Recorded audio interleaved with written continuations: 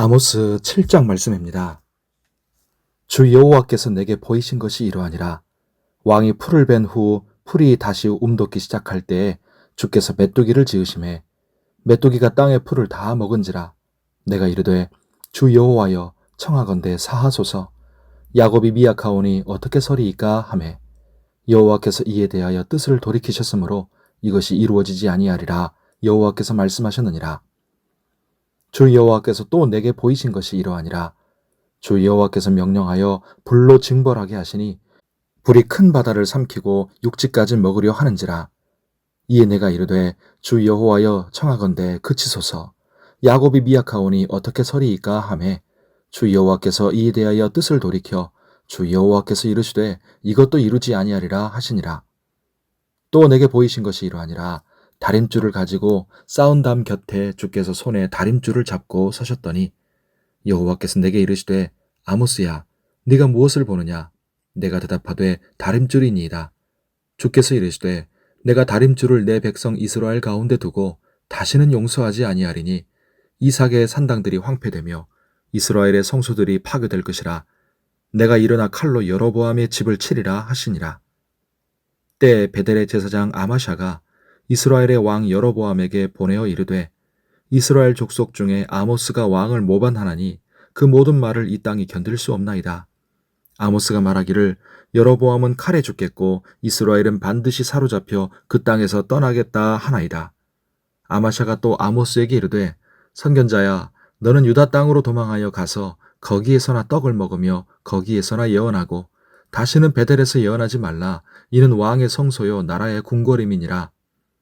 아모스가 아마샤에게 대답하여 이르되 나는 선지자가 아니며 선지자의 아들도 아니라 나는 목자요 뽕나무를 재배하는 자로서 양떼를 따를 때에 여호와께서 나를 데려다가 여호와께서 내게 이르시기를 가서 내 백성 이스라엘에게 예언하라 하셨나니 이제 너는 여호와의 말씀을 들을지니라.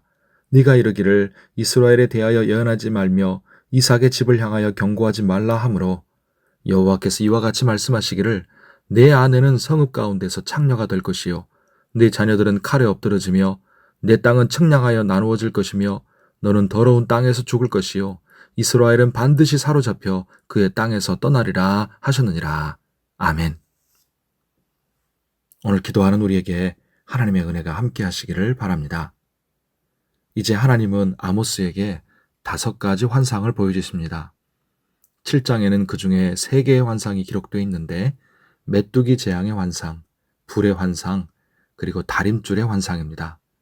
각각 주 여호와께서 내게 보이신 것이 이러하니라 하고 환상이 시작됩니다. 하나님이 보여주신 환상들은 모두 심판과 관련되어 있습니다. 하나님이 이스라엘을 심판하신다는 말씀인 것이죠. 첫 번째 메뚜기 환상을 보고 아모스는 기도합니다. 주 여호와여 청하건대 사하소서. 야곱이 미약하오니 어떻게 서리이까. 두 번째 불의 환상을 보고 아모스는 또 기도했고 하나님은 이것도 이루어지지 않겠다 말씀하셨습니다. 그런데 아모스가 처음에는 사하소서 하고 기도했지만 두 번째에는 그치소서 하고 좀 더 소극적으로 기도합니다. 세 번째 환상에서 하나님은 다림줄을 손에 잡고 쌓은 담 곁에 서 계셨습니다. 다림줄은 건축물이 수직으로 제대로 세워졌는지를 측량하는 도구입니다. 만약에 제대로 세워지지 않고 비틀어졌다면 나중에 무너지기 때문에 반드시 쌓은 담을 허물고 다시 세워야 합니다. 아모스가 이번에는 기도하지 않습니다. 기도할 수 없었다는 표현이 더 맞을 것입니다. 왜냐하면 하나님이 가지고 계신 다림줄 옆에 이스라엘이라는 건축물이 삐뚤어져 있음을 분명히 보았기 때문입니다. 결국 하나님은 다시는 용서하지 아니하고 칼로 여로보암의 집 이스라엘을 치리라 선언하십니다. 이스라엘이라는 건축물이 삐뚤어져 있음을 보여주는 단적인 예가 10절부터 쭉 나오는데요. 거짓 제사장이요 어용 종교인인 아마샤가 아모스 선지자에게 모반을 꾸민다면서 모함하고 모욕하는 내용입니다. 아마샤는 국가의 녹을 먹는 상류층 제사장이었던 반면에 아모스는 엘리트도 아닌 천한 목자요 농부였습니다. 아마샤는 아모스에게 유다 출신인 주제에 북이스라엘에 와서 밥도 못 얻어먹고 그러지 말고 고향 유다 땅으로 돌아가서 거기에서나 떡을 먹으면서 예언하라 하고 폭언을 퍼붓습니다. 하지만 아모스는 어떻습니까? 그는 하나님의 명령을 따라 자기 유다 땅도 아닌 북이스라엘의 선교사처럼 가서 대접도 제대로 못 받으면서도 말씀을 전했습니다. 누구의 삶이 참됩니까? 누가 전하는 말이 참이요 진리입니까?